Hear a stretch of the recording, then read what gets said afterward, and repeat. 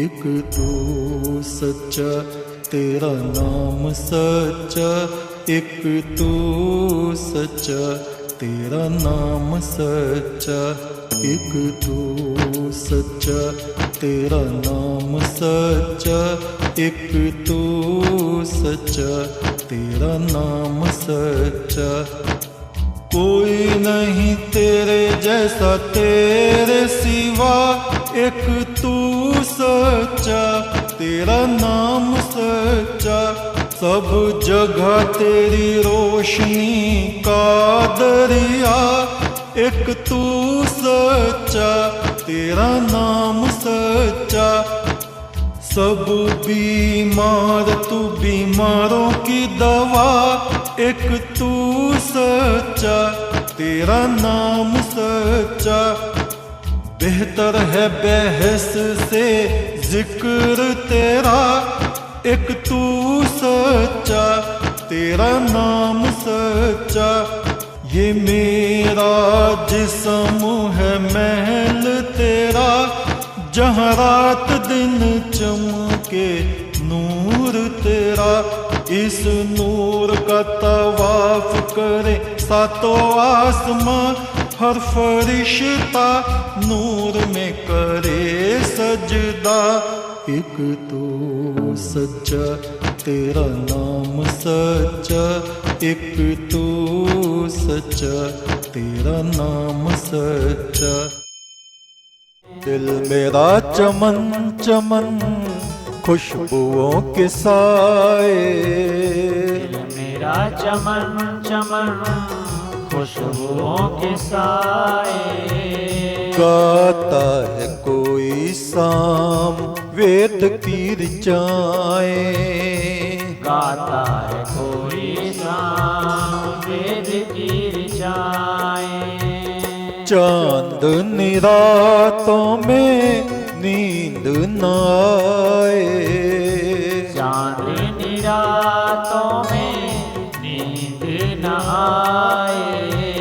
गाता है कोई साम वेद की ऋचाएं, गाता है कोई साम वेद की ऋचाएं। हो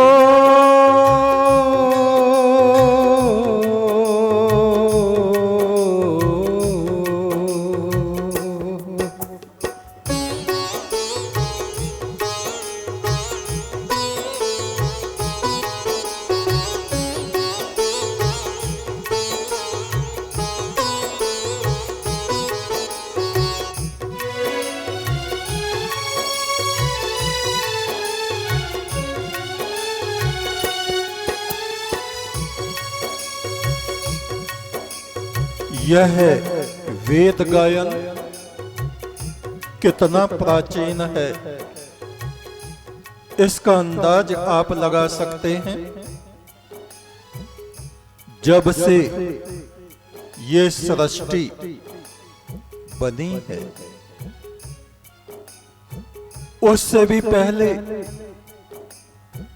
ब्रह्म गीत इस सृष्टि में गुंजायमान होता था। प्रणव ओंकार नाद ब्रह्म इसमें गूंजता रहता था। प्रथम पुरुष ब्रह्मा ने उसको सुना, ध्यान में लीन हो गए।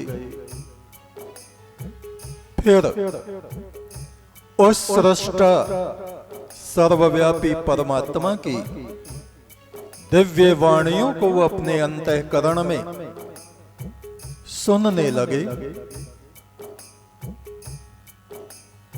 और फिर उसका गायन करने लगे।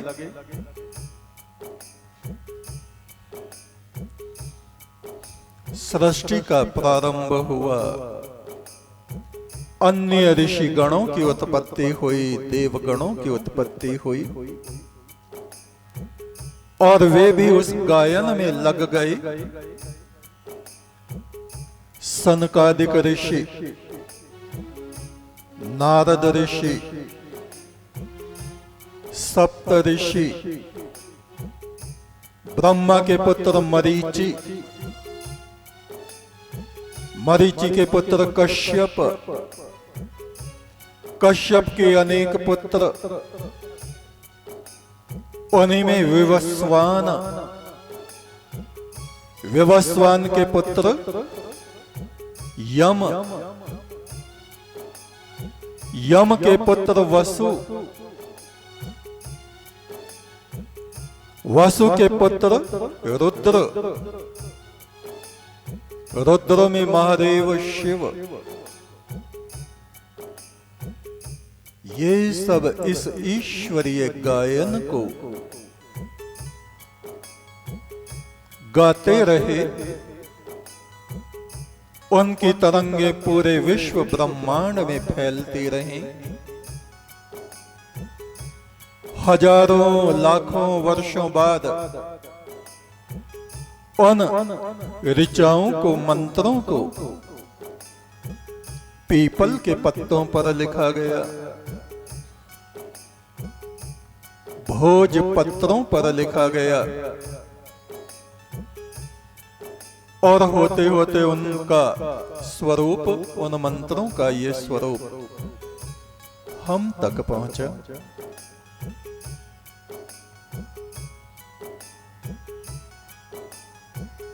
भगवान शिव ने, जिनका जन्म उत्तराखंड में चौखंबा की पहाड़ियों में हुआ, उनके पिता धरदेव अग्निश्वात प्रथम वसु, वे वसु भी इस ईश्वरीय वाणी का गायन करते थे।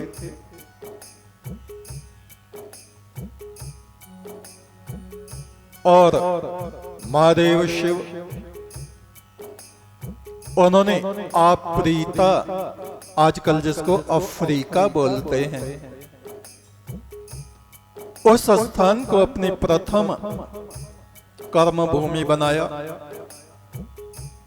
वे राजा थे शिव, जिनका वास्तविक नाम विशालाक्ष राजा मानोती। अफ्रीका के बाद में उन्होंने अपनी कर्म भूमि बनाई सूडान, जिसको प्राचीन काल में शिवदान बोलते थे।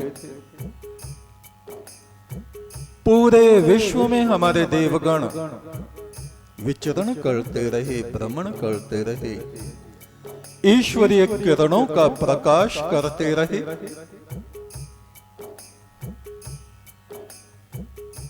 मिस्र में, अरब में, अरब जिसको यारब उस वक्त में बोलते थे,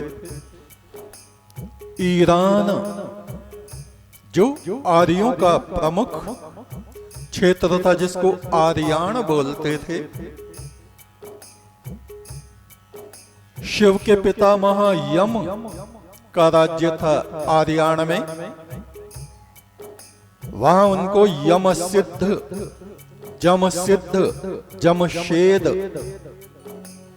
के नाम से जानते थे। He was the king of Aryan, Iran. Iran के वो राजा थे यम, और उनके राज्य यहां भारतवर्ष में भी रहे। उत्तरकाशी के निकट, जिसको आजकल हम बोलते हैं नचिकेता ताल, ये यम का राज्य था। ये सब महान आत्माएं ईश्वरीय वाणी इस सामगान को गाने वाले हुए। शिव, उन्होंने फिर कैलाश को अपना स्थल बनाया, बद्रीनाथ को अपनी स्थली बनाई, संभल को अपनी स्थली बनाई, काशी को अपनी स्थली बनाई, और अंतिम समय उनका बीता केदारनाथ में। वहीं उनका भौतिक शरीर छूट गया। वो महासमाधि को प्राप्त हुए। उनके आश्रम में सुखदेव मुनि, हनुमान जैसे महाज्ञानी, व्यास मुनि नित्य प्रति सामवेद का गायन किया करते थे। महादेव शिव रुद्र बीणा बजाते थे। रुद्र बीणा का निर्माण भी उन्होंने ही किया था। और वो ही वाणी, उसी वाणी को गाने का सौभाग्य हमको प्राप्त हो रहा है।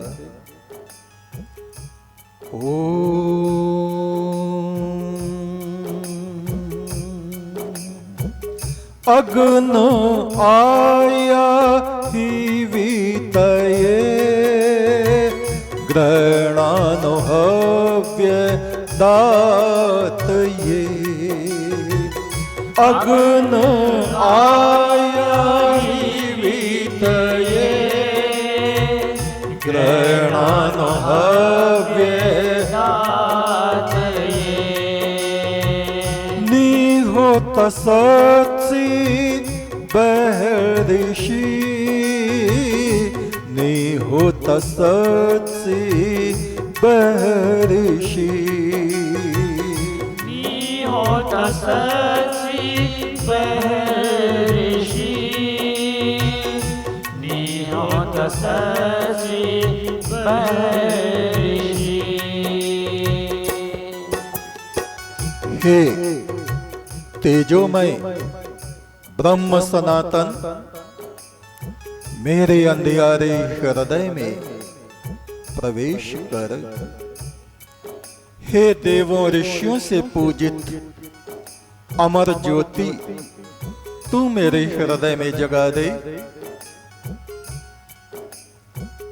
हे तेजोमय ब्रह्म सनातन, मेरे अंधेरे हृदय में आ। हे तेजोमय ब्रह्म सनातन, मेरे अंधेरे हृदय में आ।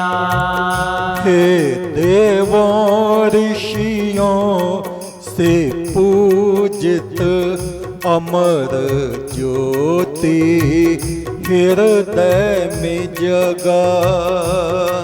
देवों ऋषियों से पूजित अमर ज्योति, हृदय में जगा।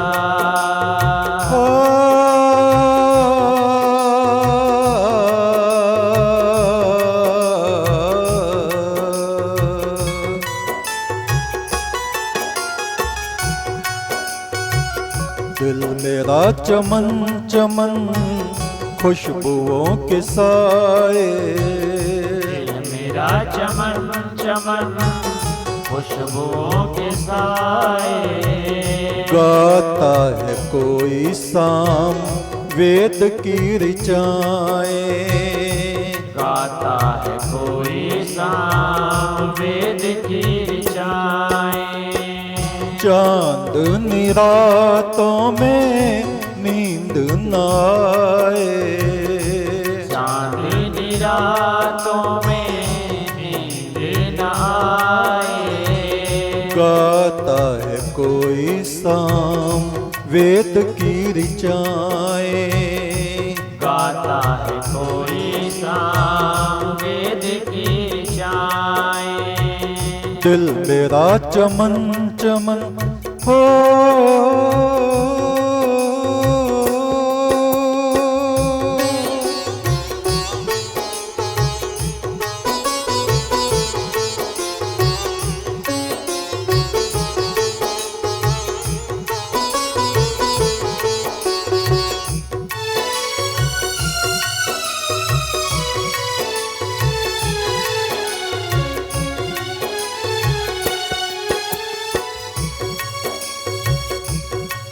भगवान शिव के यहाँ प्रातः काल में सूर्य जब उदय हो रहा था, सामवेद का गायन चल रहा था। उन्होंने इधर उधर देखा, नंदी दिखाई नहीं पड़ रहा कहां है। रात दिन राजकाज के कामों में लगा रहता है, बहुत ज्यादा जिम्मेदारी उस पे है। एक सेवक को कहा, नंदी कहां है? कहा, प्रभु हमारे यहाँ एक सन्यासी था, हरित नाम का। आज सूर्योदय से पहले उसका शरीर छूट गया है। उसी के अंतिम संस्कार करने के लिए वो व्यस्त हैं। शायद थोड़ी देर में आते ही होंगे। व्यस्तता के कारण आपको सूचित भी नहीं कर सके। थोड़ी देर बाद नंदीश्वर आए। कहा, क्षमा प्रभु, यहाँ वेद पाठ चल रहा था, वेद गायन हो रहा था, इसलिए बीच में मैंने कोई व्यवधान करना उचित नहीं समझा। हमारा जो वो सन्यासी था, एक हरित, उसका शरीर छूट गया है। शिव वहां से उठे, नंदी के साथ वहां गए जहां उस मृतक सन्यासी का शरीर रखा हुआ था। कहा, नंदी,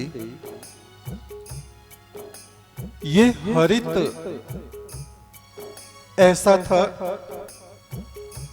इसको खाने पीने की सुध नहीं थी। कभी भी खाता रहता, कुछ भी खाता। जब भी खाता बहुत अधिक अधिक खाता। मैंने बहुत बार इसको कहा, तू उपवास से रहा कर,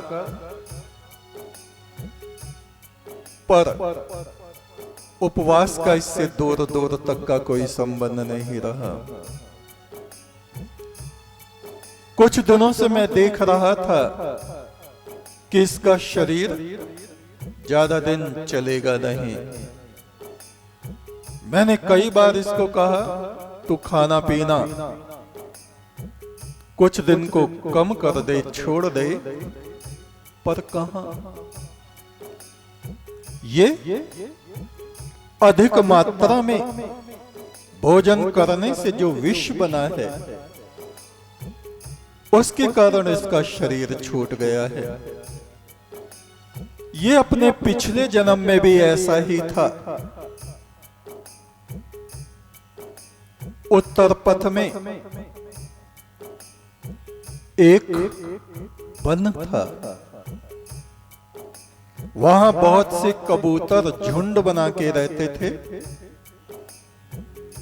उन कबूतरों में इसका कबूतर के रूप में जन्म हुआ था। इधर उधर उड़ता फिरता